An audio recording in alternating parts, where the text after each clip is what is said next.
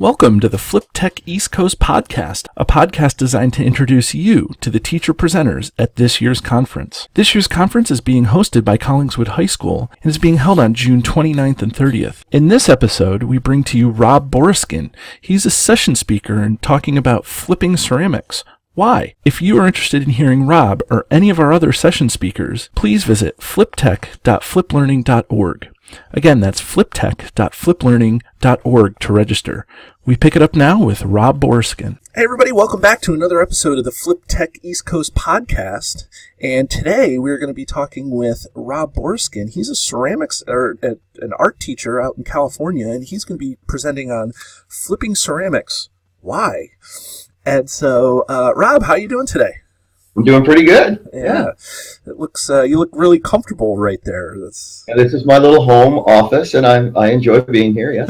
Yes.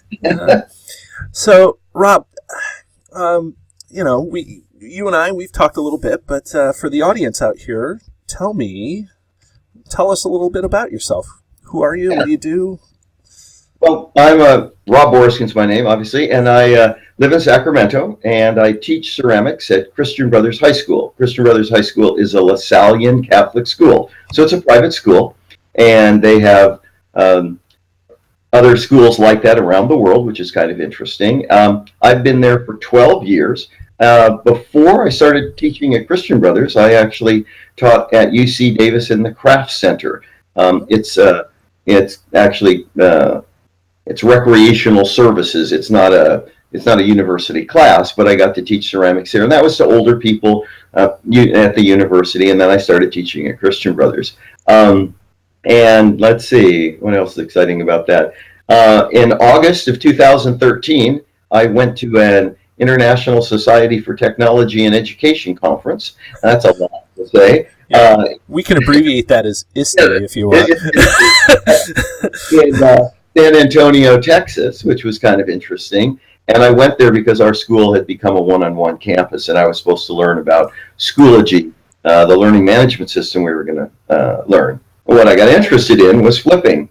And when I got back from that conference, I flipped my classroom. And I've been flipped ever since.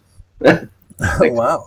Yeah, it's funny that everybody, I've been interviewing a lot of people, and so everybody's inspiration is a little bit different. But it's, but it seems like when they figure it out, when they drink the Kool-Aid, they seem to say, okay, this is exactly where I want to go.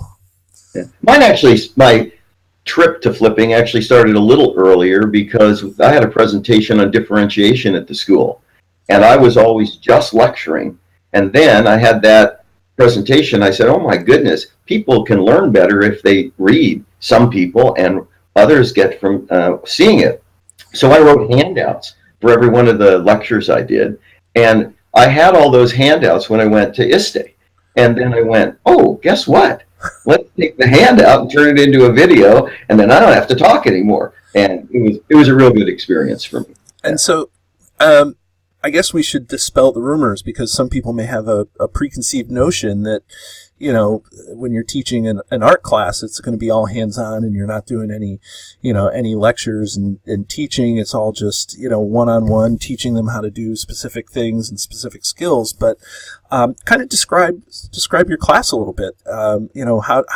What kind of lectures are there? Yeah. Well, it's interesting. I also have a webpage that came out of this whole experience, and on the webpage I tell this story of waking up one morning and saying, oh my goodness, I got to go to school again. I have to give the same coiling lecture again. I'm going to be rolling my hands and showing them how to coil. That gets old. So even though I teach a non-academic subject, I'm still teaching, and teaching requires some kind of lecturing, or you're going to tell them.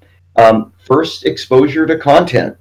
So their first exposure to content in my class was me lecturing on all the techniques I taught, and basically the space of the room, wedging, all of the things you do and those all were my students sitting watching this old guy tell them these things. Okay?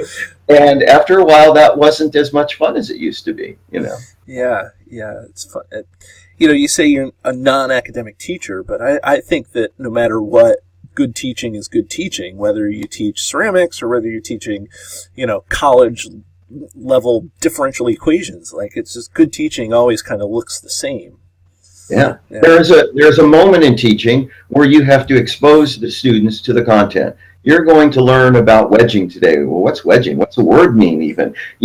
And then you have to show them or have them read something, and then they get to do it. So my differentiation, which was this interest I had, I started by having them read it. Then they watched me demonstrate it, and then they got to do it. I called it my read, watch, do time. And then what happened at ISTE was I changed the demonstrations that I was doing to videos. So they got to read and watch at home and got to class and do, which to me is just such a better way to teach. Yeah, it saves a lot of time in the classroom for some of that stuff. So let me ask, have you ever presented before? You talked about a couple of conferences that you've been to, but have you presented before? Yes, I have. So after I went to ISTE that first time in 2013, I got an invitation to present in 2015, and I was going to be on a panel, and I thought that'd be pretty interesting, and it was flipping across disciplines. So in 2015, I went back to ISTE, this time in Philadelphia, and I presented flipping across disciplines. And then just last Friday, this LaSallian Catholic Church schools that I'm connected with has a district. Their district had a conference, and it was in Duncan Mills, California, this beautiful place by the Russian River. So I just got back from 3 days on the Russian River, which is a beautiful place, and I gave the presentation, the same one I'm planning to give in New Jersey. Oh, yeah. Okay.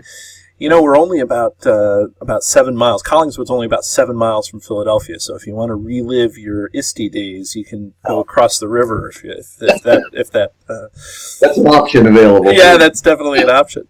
So, okay. Well, you said you just gave the presentation, basically, that you're going to give at FlipTech just a couple of days ago. So, well, describe for our audience, what is your presentation going to be about? What are you talking about? Okay, so the focus of my presentation, and the reason I put Flipping Ceramics Why, is I think most of the information you see out in anywhere about flipping is about academic areas. And I think there's a sense that you can only use it in the academic areas. And for me, I consider what I teach non-academic. And I think non-academic areas can really benefit from flipping. So that's the focus of it, that's why it says why. My plan for the flipped presentation I'm going to do is I'm going to flip it. I've made a video. I've made a video that I want people to watch before they get there, not in the classroom. And I also have a questionnaire I want them to answer. And it worked real well last Friday. The questionnaire says, what do you want out of the time we're going to spend together? What do you want me to address? Okay. And most of the people who I sent it to from this last conference wanted sort of the nuts and bolts, and most of them were concerned with the ability to make videos. That's kind of, I have to make videos, I'm terrified. So my presentation is, hopefully you watch the video. If you didn't, like my students, I will watch it again in class, 2 minutes and 47 seconds. And then I'll try to answer the questions people have. And then I'll talk about my journey. I think my journey is interesting. How did I start? How did I get there? And stuff like that. And then we're going to go into a breakout session. And the breakout session is going to give people the opportunity to make a video. It's 25 minutes of time, and last time it worked really good. I'll bring iPads. People can use their own devices. They'll make videos. We'll talk about the problem and the benefits and the difficulty. I have this 3-column script thing I use to make videos. And then we'll watch a couple of them. So that's what you'll do. And I'll be a resource for anybody who comes to that to say, how did you do it and what were the problems you had? So, yeah. That's phenomenal. That sounds like I want to be part of that presentation. Yeah. Well, so you're going to be doing these you're going to set this up so that you're talking a little bit about what you do and how you do it. But who is probably what person is going to get the most out of your presentation? It doesn't sound like it's necessarily people just that are doing ceramics or art. It sounds like this is something that can be applied broadly to anybody. Yeah, that's my hope. I mean, my hope is this is broad enough.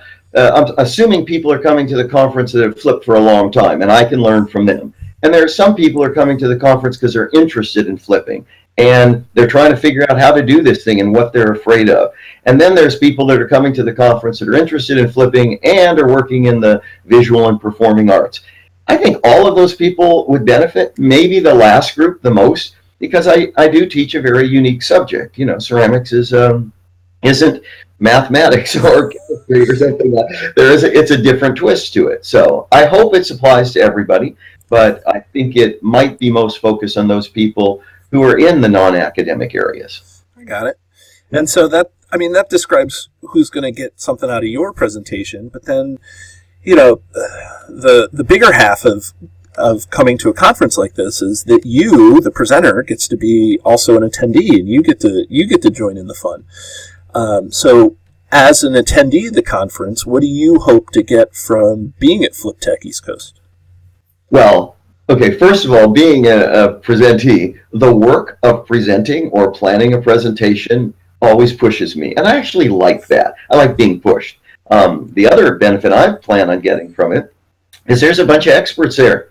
I want to talk to other people. I want to bounce ideas off people. I was able to do that with all the people at the last conference I was at. But it's an opportunity to put your ideas out there and have somebody else look at it and give you feedback. That's great. That's how we grow. So I'm excited about growing that way. So far I've done a bunch of these, and every person that I've interviewed has said something about, wanting to be a part of people live and having that interaction with people, whether it's, you and talking about growing, or whether it's, interacting with Aaron Sams, one of the founders of the Flip Learning movement, whatever it is, it's all about interaction and getting to be with people. Yeah. That's what I'm looking forward to. Yeah.